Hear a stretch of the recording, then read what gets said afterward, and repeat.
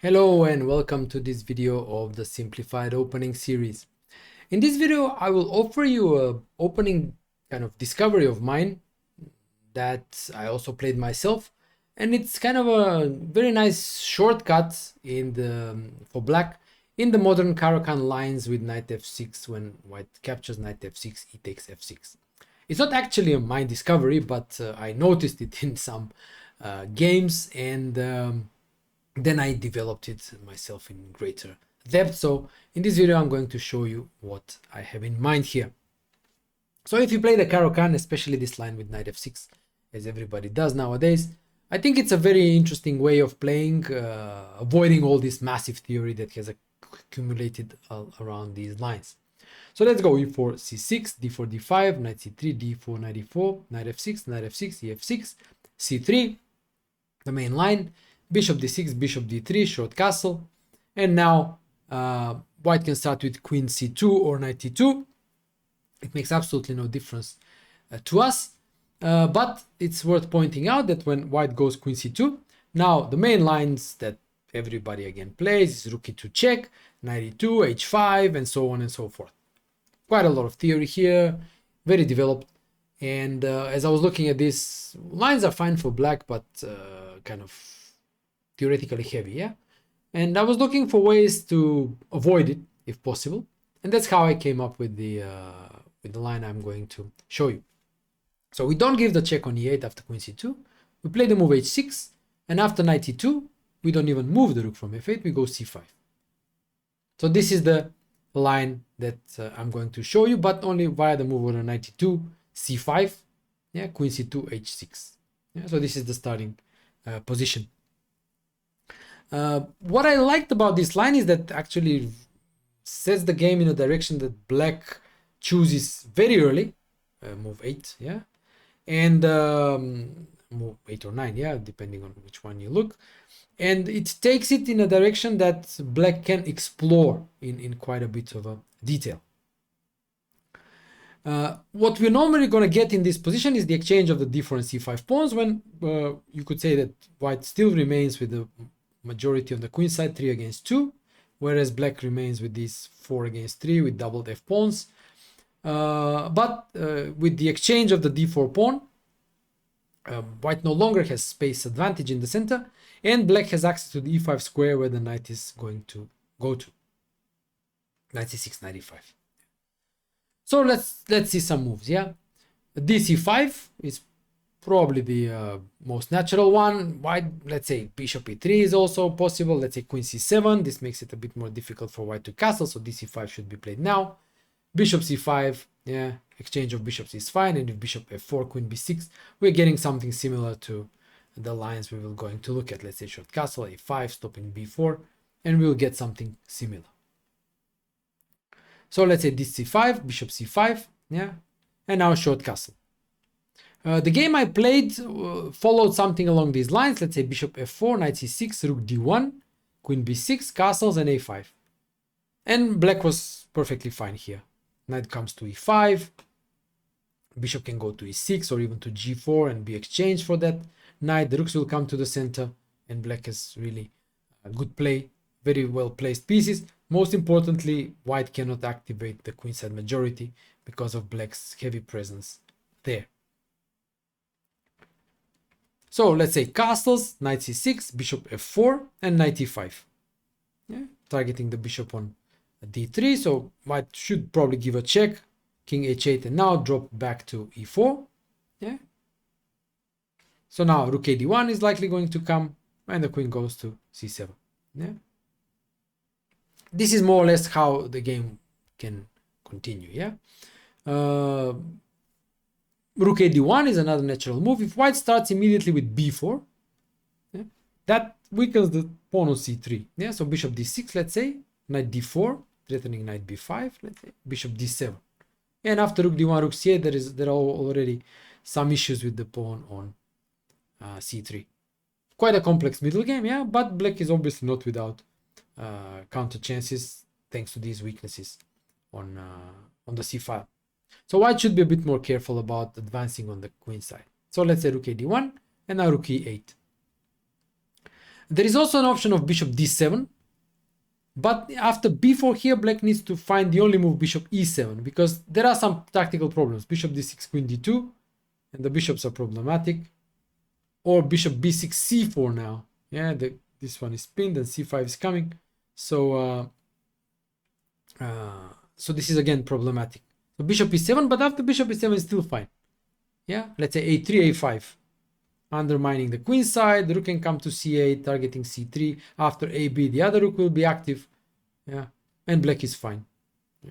Bishop can come to e6. If in case the knight comes to d4, it can stay on d7 to control that knight to d4. Quite complex. Yeah. But rook e8 is more kind of neutral, because first of all, it frees the f8 square for the bishop, and then prepares either bishop d7, bishop c6. Yeah. Or the idea I mentioned, bishop g4 and exchange for that knight on e2. Yeah. So let's see a few moves for white. h3, for example, generally useful move, stops bishop g4, but then bishop d7 and bishop c6. Yeah. If knight d4, bishop d7 still. Yeah. And for example, there is a trick here for black that you need to know. If knight f5, take on f5, bishop f5, and knight f3 check. Yeah, and then we take the bishop on f4, practically a winning position. b4 is always something to be considered, even though, as I mentioned, it is double-edged. Now bishop f8, the free square that was made available with the last move. Yeah, a3, a5, knight d4, bishop d7. Again, the same setup of pieces. Yeah, after ab, the a file will be open for the rook, and all black's pieces will be active. With a good control over the c4 square is not so, and pressure on the b4 pawn, it's basically impossible for white to advance the majority. Yeah. After b4, bishop d6 is also possible. Yeah. Bishop d2 is a move suggested by the engine, intending to double the rooks. And here again, I explored several moves, several ways to play the position. One is, let's say, bishop d7, rook d1, bishop c6, queen c6. And after the exchange of bishops, black is equal. Let's say knight d4. And now it's possible just to move the queen a6. Yeah, and if b3, intending some knight c4 ideas, let's say, and if b3, b5, stopping c4, and again being active on the queen side, rook c8 maybe. Yeah, stopping white's majority there. And there is also I was exploring also these positions with bishop d4. Let's say typical position when black remains with the knight and white remains with the bishop. Yeah? If rook d4, rook e6, and the other rook is coming to e8, white is controlling the d file, black is controlling the e file, position is equal. And in case of cd4, creating a passed pawn, take on d2, rook c2, rook a d8, rook c7, queen knight g6, bishop e3, rook e7. And the point is that there will be blockade on let's say knight rook e7, knight e7, blockade on d5. Or if case of rook dc1, rook dd7, winning the 7th rank and maintaining the blockade. Obviously, this is a kind of a long line and just some sort of exploration, what could happen, how the game could develop in case white creates a passed pawn on d4. But as we saw, this was not at all forcing for black. Black could have avoided this type of position easily. But there is also another idea, which is the one which I mentioned, bishop g4. Yeah. Now if the knight goes to g3, then bishop e6, and there is no threat of this knight d4 and targeting the bishop on e6. And if h3, exchange it. So this exchange of a light squared bishop for a knight actually tends to work nicely for black here. Rook e2. And now another idea worth mentioning, g5. This is one of the active ideas that black has, and this structure activating the king side majority. And thanks to these double pawns, let's say bishop g3, king g7, the king doesn't really feel weakened because there is extra pawn protection, and the pawns can still advance h5, h4, or g4, and the double pawns offer good protection to the king. And if you look at it, the bishop is looking towards white's king. The knight is still not very far. Rook maybe can go to h8. Maybe at some point some attack can be developed, while at the same time white is very far from doing anything with the majority on the queen side. The excellent knight on e5 is no worse than a bishop, so the advantage of the pair of bishops is not really felt here for white. So yeah, there you go. What, 10 minutes and you have the shortcut solution in the Caro-Kann. I really like this line. Like I said, I played it in one game, turned out pretty well.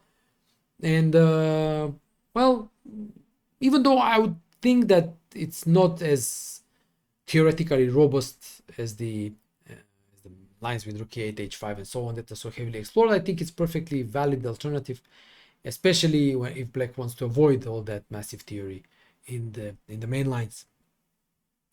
So okay, that was it for today. Thanks for watching this video. I hope you liked it. It's a really, I think, practical, quick line that you can learn and start playing, especially if you play the Caro-Kann.